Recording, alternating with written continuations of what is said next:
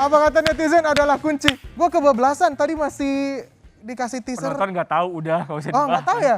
Lu pada nggak tahu ya, kasihan Oke, di studio. saya ke Mas Denny. Mas Denny, sebelum saya minta tanggapannya, kita mau ada satu grafis dulu. Ini adalah perbedaan antara buzzer, influencer, endorser, dan apa tadi? Nah, influencer Cyber itu Troops. punya kekuatan untuk pengaruhi followers. Idealnya bekerja sukarela, bekerja atas kemauan diri sendiri. Buzzer, Dik.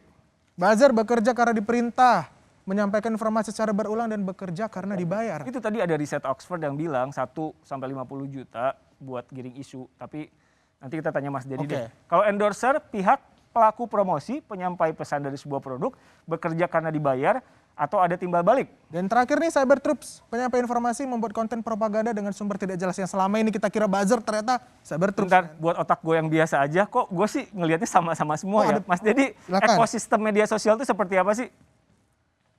Oke, itu ada 3 ya. Ada influencer, ada buzzer, ada cyber troop, ada satu lagi ya nggak? Kalau nggak salah. Nah, basicnya itu adalah mereka 3 kategori ini bekerja berdasarkan dari brief. Jadi brief yang seperti apa yang diberikan. Ya, memang kalau contoh kayak buzzer, mereka diberikan semacam brief untuk menaikkan satu hashtag gitu. Jadi makanya kalau di Twitter itu kan trending topik itu cepat banget ya kita lihat ya. Nanti bakalan banyak hashtag apa gitu. Nah, biasanya itu dikerjakan dengan teman-teman buzzer. Kayak gitu. Sorry, walaupun itu beritanya salah.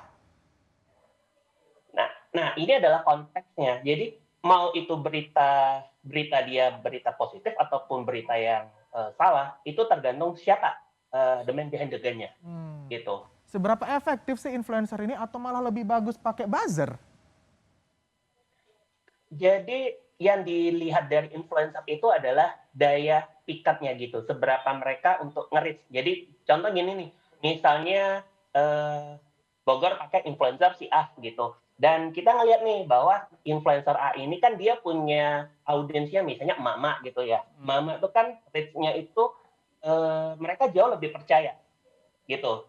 Dibanding yang kalau misalnya langsung contoh kalau misalnya Kang Bimanya sendiri mungkin mereka agak segan, tapi kalau misalnya sama si influencer yang si A ini mereka jauh lebih welcome kayak gitu.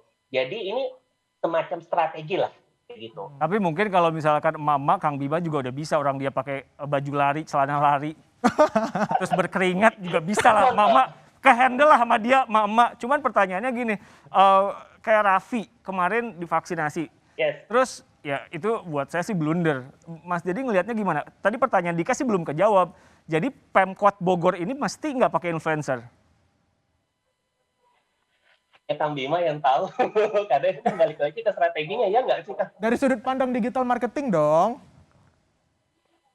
Kalau menurutku sih Kang Bima butuh membentuk satu komunitas ya masih dalam pentahelix itu sendiri, itu gunanya untuk menaikkan image dari si kota Bogor gitu. Oke, saya tuh kalau dari kamu. Saya tuh ngelihat ya kalau di kota Bogor kayaknya yang aktif cuma Kang Bima aja. Koreksi saya kalau salah. Iya nggak sih Kang Bima ngerasa berjuang sendirian nggak sih? Gini, saya setuju tadi dibilang endorser atau influencer ini kalau salah bisa bumerang gitu. Kita nggak mau itu terjadi. Maksudnya bagus tapi malah bumerang. Jadi makanya sampai hari ini kita hati-hati sekali, kita nggak mau efek itu terjadi. Itu poin pertama. Poin kedua, saya kok lebih senang yang agak natural gitu ya. Tadi disebutin konsep pentahelix. Yes, pemerintah, kampus, komunitas, media gitu. Itu kalau kita bisa garap itu maksimal, jalannya bisa natural. Jadi so far sejauh ini Pemkot Bogor belum melihat ya kita akan pakai influencer kecuali masalah ini adalah kalaupun influencernya bagus, cocok, keren, efektif gitu, tapi mahal. Ya bisa dibayangin kalau kemudian ada berita Pemkot menyewa influencer sekian miliar rupiah, itu kan warga apa rasanya gitu. Ada Kang pemerintah nyewa influencer miliaran rupiah. Iya, daripada keluar 1 miliar mendingan bangun rumah tidak layak huni sekian, kan gitu nanti beritanya. Berarti Kang Bima tuh agak nggak sreg ya dengan kebijakan pemerintah yang menyewa influencer sebanyak berapa puluh miliar. Banyak banget tuh. Menurut saya harus lebih hati-hati, harus lebih selektif itu aja ya. Eh, kan kalau kemarin Kang Ridwan Kamil bawa Boril tuh buat vaksinasi COVID-19. Kang Bima ngelihatnya gimana nih? Itu menurut Kang Bima langkah yang seperti apa? Saya tahu kalau dari jawaban Kang Bima tadi kayaknya nggak akan deh bawa-bawa influencer. Tapi Kang Bima melihat peran influencer sekarang tuh seperti apa?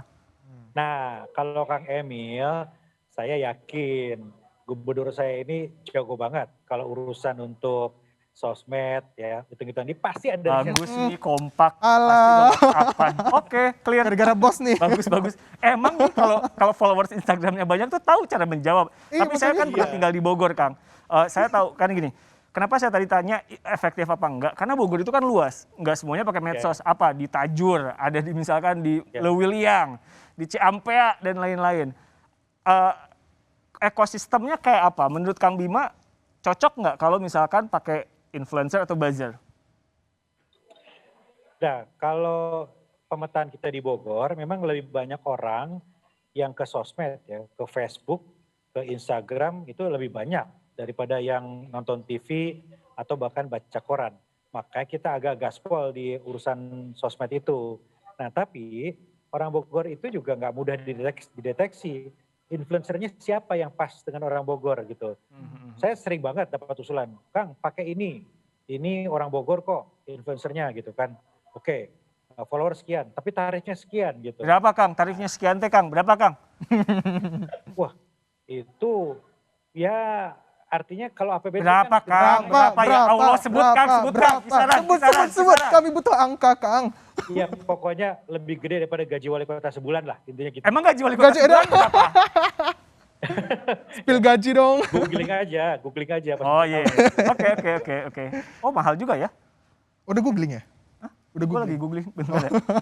Lu nanya, gue googling. Cepet, lagi tugas. Nah, jadi Mas Dedi sebenarnya bagaimana sih, ada nggak trik khusus gitu atau cara supaya pesan yang disampaikan pemerintah itu lewat sosialisasi kayak yang tadi Kang Bima buat, itu bisa nyampe bener gitu ke followers atau netizen? Nah, kalau kayak dari Kang Bima tadi kan udah tracing ya, jadi memang mayoritas masyarakat Bogor memang banyak menggunakan sosmed gitu. Sebenarnya yang bisa dimanfaatkan adalah coba deh Kang Bima cari akun-akun sosmed yang publik, yang credible dan substansinya tuh jelas gitu. Jadi yang mereka berikan itu adalah akun yang informatif gitu. Jadi yang bukan sebuah akun publik yang hanya untuk mengadu domba antara netizen, akhirnya semuanya dibully. Nah, itu sih yang bisa yang bisa aku saranin sih Kang. Karena akun-akun publik ini memang dipercaya mereka informasi jauh lebih cepat gitu. Jadi kayak misalnya kalau sekarang kita bilang di Twitter atau di Instagram, kayak kita tuh pasti cari apa sih yang tren terbaru gitu. Ini kan aku kan lagi googling ya. Aku lagi googling gaji wali kota Bogor. Muncul berita Bima Arya sumbangkan gaji sebagai wali kota Bogor untuk atasi COVID-19. Masuk pemirsa. Bisa. Ini sadar tidak sadar kita sudah menjadi influencer ya Kang Bima. Gak apa-apa, gue dulu pernah tinggal di Bogor, ya udahlah lewat. Terakhir dari Mas Dedi dulu. Mas, jadi gini, saya nggak mau terlalu fokus ke Bogor, karena tadi Kang Bima juga udah menjelaskan. Tapi kasih konteks dong buat obrolan malam hari ini. Kita sebagai pengguna media sosial, ciri-ciri ini isu jangan dipercaya deh, ini buzzer, ini bot. Itu apa? Gimana cara mendeteksinya? Dan sedikit aja gimana cara milih influencer deh? Oke, kalau dari kacamata gue ya, kalau memilih influencer itu satu, yang sekarang yang kita lihat adalah apakah dia bisa memberikan impact bagi kita yang follow dia gitu. Misalnya nih, contoh kalau misalnya gue seneng sama makanan, ya gue akan follow kuliner. Oh, salah satunya. Salah satunya yang memberikan informasi bagaimana sejarah si kuliner tersebut, bagaimana proses pembuatannya dan sebagainya. Itu memberikan knowledge baru ya buat kita yang lihat gitu. Terus kalau misalnya, terus yang kedua adalah kita ngelihat bagaimana habit dari si influencer tersebut gitu. Di artikel terbaru yang gue tulis di dalam blog gue, di tahun 2021 ini salah satunya adalah kita netizen tuh mencari sosok influencer yang no filter. Ibaratnya mereka nggak perlu fake, mereka apa adanya natural, mereka nggak harus yang dibuat sempurna gitu. Misalnya pada saat foto, ya kalau mereka merasa apa ya, oh ini kayaknya gue terlihat ini nggak oke deh kayak gini. Ya nggak apa-apa. Netizen butuh apa adanya aja gitu. Dan ini berdasarkan beberapa riset dan pengamatan gue sendiri sih. Oke, Kang Bima terakhir sedikit saja kasih kita konteks, kasih kita kesimpulan soal viral aja dulu, soal influencer, buzzer dan lain-lain. Apa yang Kang Bima pikirkan tentang ini semua? Exposure itu penting ya, penting banget. Karena sebagus apapun kebijakan, kalau nggak dipikir strategi untuk sosialisasinya nggak ada artinya. Tapi di sisi lain jangan sampai gimmick over substance. Jangan sampai exposure maksimal tapi kontennya nggak ada. Ini nggak nunjuk orang siapa-siapa kan? Nggak nunjuk ke siapa-siapa kan? Menyindir Anda. Ya kalau kalian aja yang nyebut orang-orangnya siapa. Enggak, aku nggak mention, takut. Ya lanjut. Lambung aja. Nah, jadi itu tantangannya, itu poin pertama. Poin kedua, pemerintah kota itu atau dimanapun pemerintah senang sebetulnya kalau dibantu gitu. Asal nggak mahal-mahal, itu aja. Asal nggak mahal-mahal, garis bawah. Kata kunci, nggak mahal-mahal. Oke, terima kasih. Boleh deh. Di Kompasiana banyak, di Kompasiana banyak. Ya, cek Kompasiana. Oke, Kang Bima, terima kasih hatur nuhun. Kita harapannya bisa ngobrol-ngobrol lebih banyak lagi, tapi waktunya sudah habis. Mas Dedi, terima kasih ya meluangkan Terima waktu. kasih, Kang Bima, Mas Dedi. Sehat-sehat. Kang Bima hatur nuhun, Kang. Sama-sama. Terima kasih Riko. Coba dong sebagai notulen kesimpulan. Gak usah deket-deket. Seperti yang Anda ketahui, saudara, sosial media itu penting, tapi jangan sampai kita menjadi cyber troops. Apa sih gue? Lu lah kasih kesimpulan, gue kan co-host. Oke, terima kasih sudah menyaksikan Kata Netizen. Saya Riko. Saya Dika. Sampai jumpa.